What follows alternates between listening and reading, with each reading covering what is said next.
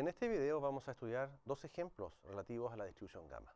Vamos a leer el enunciado. Dice, sea x una variable aleatoria continua con función de probabilidad dada por esta expresión.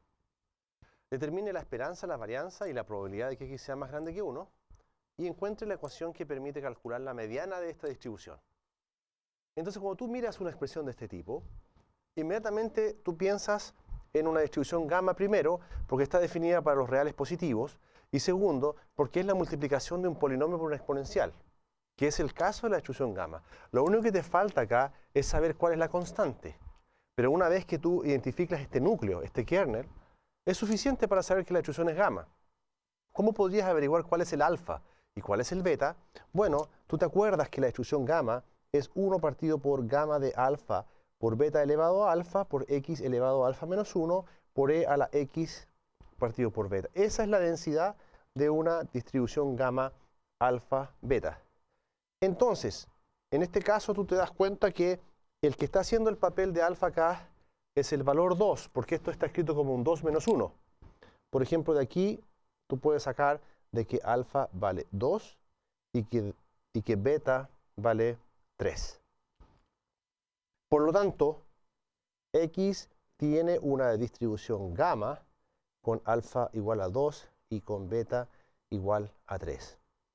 Además, tú puedes saber cuál es la constante que va aquí, porque esta constante es 1 partido por gamma de alfa, pero gamma de 2 es 1 factorial, que es 1, y beta elevado a alfa es 3 al cuadrado, que es 9. Por lo tanto, tú ya sabes que la distribución es así. 1/9 de x por e a la menos x tercio. Entonces, te reitero, cuando es un polinomio por una exponencial y esta exponencial está elevado a x solamente, multiplicado por una constante, tú puedes saber que es gamma, y en el fondo aquí, voy a exagerar esto está escrito así, 2 menos 1. Por eso decimos que el alfa vale 2, porque todo el resultado te da 1, que es en el caso del exponente del x.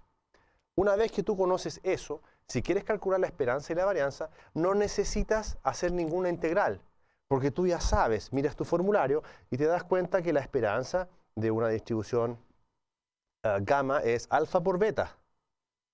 Así es que en este caso, eso va a ser 6. Y la varianza de x va a ser alfa por beta al cuadrado. Y eso es 2 por 3 al cuadrado, o sea, eso es 18.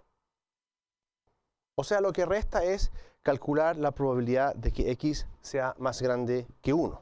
Entonces, esta probabilidad, por ejemplo, si tú calculas aquí la probabilidad de que x sea mayor o igual o más grande que 1, esa probabilidad la tenemos que escribir como una integral de esa función. Pero si tú escribes la integral, te va a quedar la integral entre 1 e infinito. Por lo tanto, es más fácil escribir la integral, o 1 menos la probabilidad de que x sea menor o igual que 1. Te repito algo que dijimos anteriormente, que en distribuciones continuas da lo mismo si incluimos o no el igual, porque la integral bajo un punto es 0. Así que ahora lo que resta hacer es calcular entonces esta integral. Necesito simplemente calcular la función de distribución, ¿cierto? Yo esto en el fondo, si tú te das cuenta, esto es 1 menos la función de distribución de la variable evaluado en 1. Claro. Entonces yo tendría que calcular cuál es la función de distribución. Fíjate en esto. La función de distribución en x. ¿Qué cosa es? La integral entre 0 y x de esta función. Ahora sí, 1 partido por 9, ¿de qué cosa? De x por e, o si tú quieres t, para no confundir con el límite de la integral, eso es t por e a la menos t tercios de t. Entonces, para calcular este tipo de integrales, lo que tienes que hacer es integración por partes. Y yo voy a anotar acá cuál es el resultado de esta integral. Esto te da menos un tercio de x por e a la menos x tercios menos e a la menos x tercios más 1. ¿Okay? Entonces, cuando tú te das cuenta que esta integral es un polinomio por una exponencial, solo que aquí no puedes usar la función gamma porque está hasta x, no hasta infinito. Si estuviera hasta infinito, claro, uno podría calcular esto directamente. En ese caso, te daría 1, ¿verdad? Pero en este caso depende de la función de x. Así que lo que tú tienes que hacer es obtener esa función y entonces ahora esta probabilidad la evalúas así. Entonces, esta probabilidad, la probabilidad de que x sea mayor o igual que 1, te va a quedar 1 menos la función de distribución evaluada en 1. O sea, te queda menos un tercio de e elevado a la menos un tercio menos e a la menos un tercio más 1. Entonces, si tú simplificas eso, claro, se cancela ese y quedan estos con el signo cambiado. O sea, queda un tercio de e a la menos un tercio. ¿Sí? Y más e a la menos un tercio. Eso. Y esa es entonces la probabilidad que tú estás buscando. Ahora en la parte B, fíjate. A mí me piden encontrar la ecuación que permite calcular la mediana. Si m, por ejemplo, es la mediana de la distribución, tú sabes que esto satisface la definición de la mediana, es que el valor de la mediana, es decir, la probabilidad acumulada hasta ese valor, tiene que ser igual a 1 medio. Por lo tanto, como esta función de distribución ya la calculamos acá, lo único que tengo que hacer yo solamente es reemplazar. Así que esto es equivalente a que tú digas esto es menos un tercio de m por e a la menos un tercio, menos e a la menos, aquí es m, menos m tercios, más 1, y eso debe ser igual a 1 medio. Y esta ecuación es la que permite que tú despejes la mediana, si es que puedes despejar. En este caso, esta es una ecuación no lineal, ¿cierto? En m.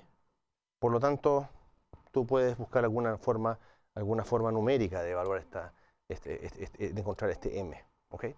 Entonces, en eso consistía el problema, en dos partes. Primero, calcular la esperanza, la varianza y la probabilidad, y después darte cuenta que la definición, esto es para reforzar un poco la definición de los percentiles para distribuciones continuas. Este es un segundo ejemplo de la distribución gamma. En este caso tienes una distribución gamma que tiene parámetros alfa igual 3 y beta igual 2, y nuestro objetivo es calcular la probabilidad de que x sea menor o igual que 4. Te recuerdo que si tú tienes una distribución gamma, entonces esta distribución la densidad es 1 partido por gamma de 3 por beta elevado a alfa por x elevado a 2 por e a la menos x medio. ¿Ok? Eso es. Y con x, por supuesto, más grande que 0. Entonces, lo que tú tienes acá es, si tú quieres simplificar esto, tienes 1 partido por gamma de 3 es 2. 2 a la 3 es 8, es 1 partido por 16. ¿Ok? X cuadrado por e a la menos x medios. Muy bien. Entonces, si tú quieres calcular la probabilidad de que x sea menor o igual que 4, entonces esta probabilidad simplemente es la integral entre 0 y 4, entre 0 y 4, de 1 partido por 16 x cuadrado por e a la menos x medios de x. Si tú te das cuenta, esta integral no es difícil de calcular, simplemente tienes que hacer 2 veces por parte para bajar el término, el orden de ese polinomio. Si uno quisiera evitar, por ejemplo, usar esa integración, lo que tú podrías hacer es usar esta propiedad que vimos que era la relación entre la distribución gamma y la distribución de Poisson. Entonces, esto es la propiedad. La probabilidad de que x sea menor o igual que x es lo mismo que la probabilidad de que i de t sea mayor o igual que alfa. Bueno, pero esa probabilidad es lo mismo que la probabilidad de que i de t sea menor que 1 menos la probabilidad que eso sea menor que alfa. Así es que esto es 1 menos esta probabilidad menos eso. ¿Ok? Y eso no es otra cosa que 1 menos la probabilidad que I de t sea menor o igual que alfa menos 1, donde esta variable I de t es una variable Poisson en que el parámetro de esta distribución es x partido por beta. ¿Ok? Entonces, en este caso, ¿cuál sería el parámetro de esa distribución? Bueno, en este caso, I de t se distribuye Poisson con parámetros, el valor de x, que en este caso es 4, y el valor de beta, que en este caso es 2. Por lo tanto, esto sería una distribución de Poisson con parámetro 2. Y la probabilidad de que esto sea menor o igual que 4 es 1 menos la probabilidad, ¿cierto? Entonces la probabilidad para una distribución gamma de que x es menor o igual que 4 es lo mismo que 1 menos la probabilidad que una variable Poisson sea menor o igual que alfa menos 1. Pero alfa menos 1 es 2. ¿Sí? Alfa menos 1 es 2. Muy bien.